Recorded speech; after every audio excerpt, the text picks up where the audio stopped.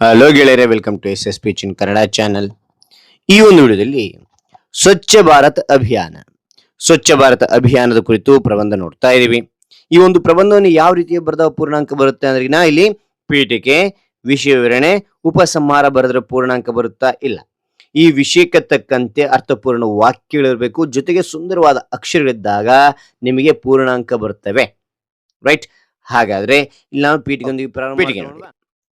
ಸ್ವಚ್ಛತೆ ಆರೋಗ್ಯಕರ ಜೀವನದ ಮೂಲಾಧಾರವಾಗಿದೆ.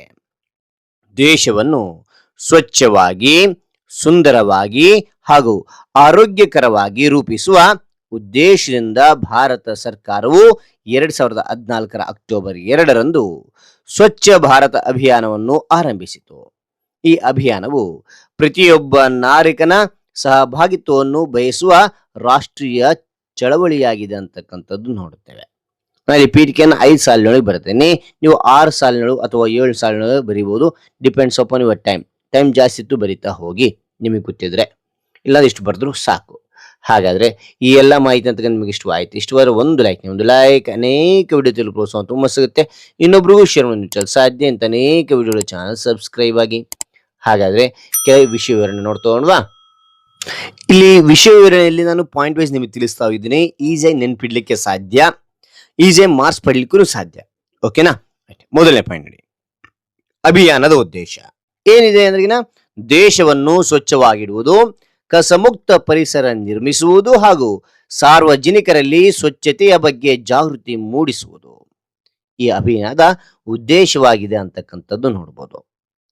ಎರಡನೇ ಪಾಯಿಂಟ್, ಆರೋಗ್ಯದ ಮಹತ್ವ.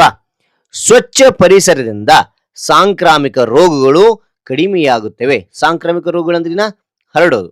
ಓಕೆನಾ? ಒಬ್ಬ ವ್ಯಕ್ತಿಯಿಂದ ಇನ್ನೊಬ್ಬ ವ್ಯಕ್ತಿಗೆ ಬರ್ತಕ್ಕಂಥದ್ದು ಸಾಂಕ್ರಾಮಿಕ ರೋಗಗಳು. ಉದಾಹರಣೆಗೆ ಕೋವಿಡ್ ಆಗಿರ್ಬೋದು, ಅಥವಾ ಡೆಂಗ್ಯೂ ಆಗಿರೋದು, ಮಲೇರಿಯಾ ಒಬ್ಬರಿಂದ ಒಬ್ರು ಹರಡ್ತದೆ ಅವು. ಓಕೆನಾ? ಇದರಿಂದ ಸ್ವಚ್ಛತೆ ಇರೋದ್ರಿಂದ ಏನಾಗುತ್ತೆ, ಸಾಂಕ್ರಾಮಿಕ ರೋಗಗಳು ಕಡಿಮೆ ಆಗ್ತವೆ ಅಂತಕ್ಕಂಥದ್ದು, ಮತ್ತು ಜನರು ಉತ್ತಮ ಆರೋಗ್ಯದಿಂದ ಬದುಕಲು ಸಾಧ್ಯವಾಗುತ್ತದೆ ಅಂತ ನೋಡಬಹುದು. ಸ್ವಚ್ಛತೆಯ ಆರೋಗ್ಯಕರ ಸಮಾಜದ ಅಡಿಪಾಯವಾಗಿದೆ ಅಂತಕ್ಕಂಥದ್ದು ನೋಡ್ತೇವೆ.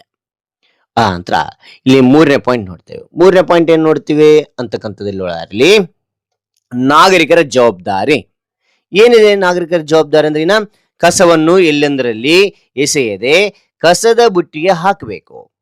ಮನೆ, ಶಾಲೆ ಹಾಗೂ ಸಾರ್ವಜನಿಕ ಸ್ಥಳಗಳನ್ನು ಸ್ವಚ್ಛವಾಗಿಡುವುದು ಪ್ರತಿಯೊಬ್ಬ ನಾಗರಿಕನ ಕರ್ತವ್ಯವಾಗಿದೆ ಅಂತಕ್ಕಂಥದ್ದು ನೋಡ್ತೇವೆ.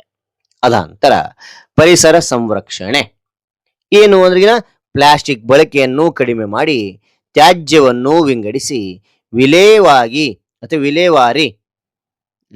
ವಿಲೇವಾರಿ ಮಾಡುವುದರಿಂದ ಪರಿಸರವನ್ನು ಕಾಪಾಡಬಹುದು.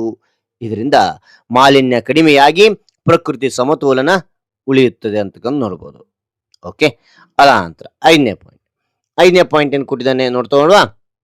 ಐದನೇ ಪಾಯಿಂಟ್ ನೋಡಿ, ವಿದ್ಯಾರ್ಥಿಗಳ ಪಾತ್ರ ಏನಿದೆ. ವಿದ್ಯಾರ್ಥಿಗಳ ಪಾತ್ರ ಅಂತಕ್ಕಂಥದ್ದು ವಿದ್ಯಾರ್ಥಿಗಳು ಸ್ವಚ್ಛತಾ ಕಾರ್ಯಕ್ರಮಗಳಲ್ಲಿ ಭಾಗವಹಿಸಿ ಇತರರಿಗೆ ಸ್ವಚ್ಛತೆಯ ಮಹತ್ವವನ್ನು ತಿಳಿಸಬೇಕು. ತಮ್ಮ ಉತ್ತಮ ನಡವಳಿಕೆಯಿಂದ ಸಮಾಜಕ್ಕೆ ಮಾದರಿಯಾಗಬೇಕು ಅಂತಕ್ಕಂಥ ನೋಡುತ್ತೇವೆ. ಓಕೆ. ಆನಂತರ ಆರನೇ ಪಾಯಿಂಟ್, ಸರ್ಕಾರದ ಕ್ರಮಗಳು. ಸರ್ಕಾರವು ಶೌಚಾಲಯಗಳ ನಿರ್ಮಾಣ, ತ್ಯಾಜ್ಯ ನಿರ್ವಹಣೆ ಹಾಗೂ ಸ್ವಚ್ಛತಾ ಜಾಗೃತಿ ಕಾರ್ಯಕ್ರಮಗಳನ್ನು ಹಮ್ಮಿಕೊಂಡಿದೆ. ಇವು ಗ್ರಾಮ ಮತ್ತು ನಗರ ಪ್ರದೇಶಗಳ ಸ್ವಚ್ಛತೆಗೆ ಸಹಕಾರಿಯಾಗಿವೆ ಅಂತಕ್ಕಂಥದ್ದನ್ನು ನೋಡ್ತೇವೆ. ಓಕೆ. ಕೊನೆಯದಾಗಿ ಉಪಸಂಹಾರ ನಿಮ್ಮದಾಗಿರ್ತಕ್ಕಂಥ ಅಭಿಪ್ರಾಯ ಬರಿತಾ ಹೋಗ್ಬೇಕಾಗುತ್ತೆ. ಓಕೆ. ನಾನು ಇಲ್ಲಿ ನಾನೇ ಅಭಿಪ್ರಾಯ ಬರೀತೀನಿ, ನಿಮಗೆ ಗೊತ್ತಿತ್ತು ನೀವು ಬರಿತಾ ಹೋಗಿ. ಇಲ್ಲ ಇದೇ ಬರಿತೀನಿ ಸರ್, ಇದೇ ಬರಿತಾ ಹೋಗಿ, ಏನ್ ಪ್ರಾಬ್ಲಮ್ ಇಲ್ಲ. ಓಕೆ. ಸ್ವಚ್ಛ ಭಾರತ ಅಭಿಯಾನವು ಸರ್ಕಾರದ ಕಾರ್ಯಕ್ರಮಗಳ ಮಾತ್ರವಲ್ಲ, ಪ್ರತಿಯೊಬ್ಬ ಭಾರತೀಯನ ಕರ್ತವ್ಯವಾಗಿದೆ. ಎಲ್ಲರೂ ಕೈ ಜೋಡಿಸಿದರೆ ನಮ್ಮ ಭಾರತವು ಸ್ವಚ್ಛ, ಸುಂದರ ಹಾಗೂ ಆರೋಗ್ಯಕರ ರಾಷ್ಟ್ರವಾಗುತ್ತದೆ. ಆದ್ದರಿಂದ ಸ್ವಚ್ಛ ಭಾರತ, ಆರೋಗ್ಯಕರ ಭಾರತ, ಸ್ವಚ್ಛ ಭಾರತ, ಆರೋಗ್ಯಕರ ಭಾರತ ಎಂಬುದನ್ನು ಜೀವನದಲ್ಲಿ ಅಳವಡಿಸಿಕೊಳ್ಳಬೇಕು ಅಂತಕ್ಕಂಥ ನೋಡ್ತೇವೆ. ಓಕೆನಾ? ರೈಟ್.